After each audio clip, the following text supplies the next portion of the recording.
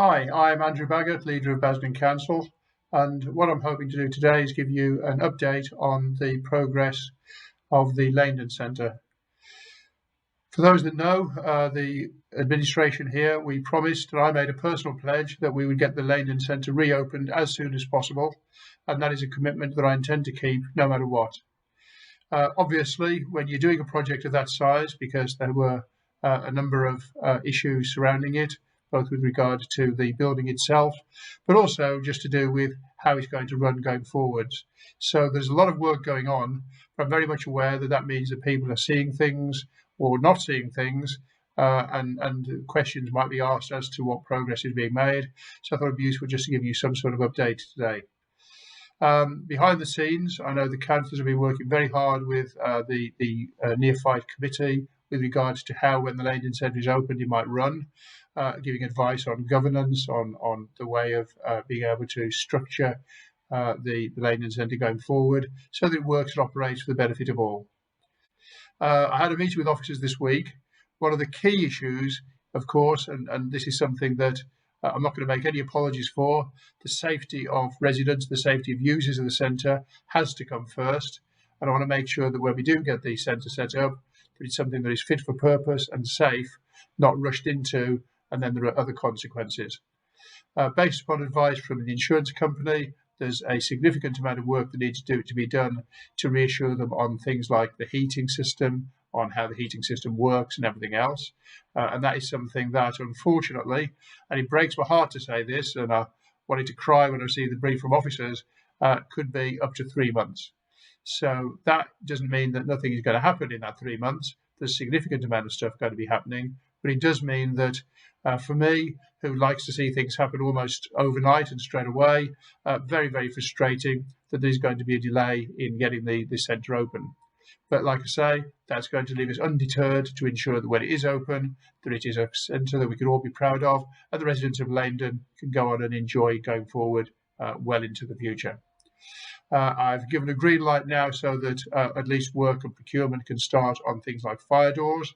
There's a significant amount of work that needs to be done on the compartmentalisation of the roof for fire safety. There's the issue we need to face with regard to the boiler that's in there.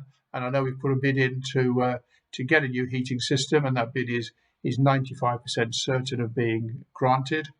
Let's look at this realistically here. There is nearly £2.2 million going to be put and invested into the Laindon Centre, and I'm not going to apologise for that or anything else. What I do want to do is make sure that people know that we are committed to it, and that's the level of the size of the commitment. We find that this is something that we have thrown our weight behind and will continue to throw our weight behind. So with regard to the Laindon Centre, it does seem sensible in the conversations we're having. What we don't want to do is get a boiler installed. Legislation is due to change with regard to the legality of boilers, and then have to put a whole new heating system in 9 months' time, because that we just see as being disruptive. So it's really important that we get things right the first time and actually roll this out in a planned way. In the meantime, I have exhorted officers, and I will continue to push. My aspiration is that some sort of timetable will go out so that the residents can see what's going on and when, and that timetable can be ideally updated as we go to make sure that if there are any hitches on the way, the people are well aware and people are kept fully informed what's going on. At the same time, we will be working closely with the community on the governance. We've received a survey, and I thank everybody that responded to that survey. A phenomenal amount of people responded, a really, really good cross-section of views. And what we want to do is maybe make sure that we can accommodate those views as we take the centre forward. But I also see this as a community project. The message I've given to officers is you've got a whole lot of community that want to get involved. What could they be doing, be it as simple as painting or providing resources or whatever?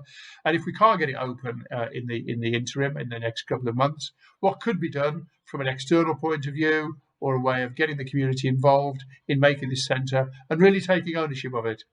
So I hope that that's been remotely informative to you. I'm very open to be quizzed or take questions, and people can email me at leader@basildon.gov.uk. I know that I've been contacted by text as well.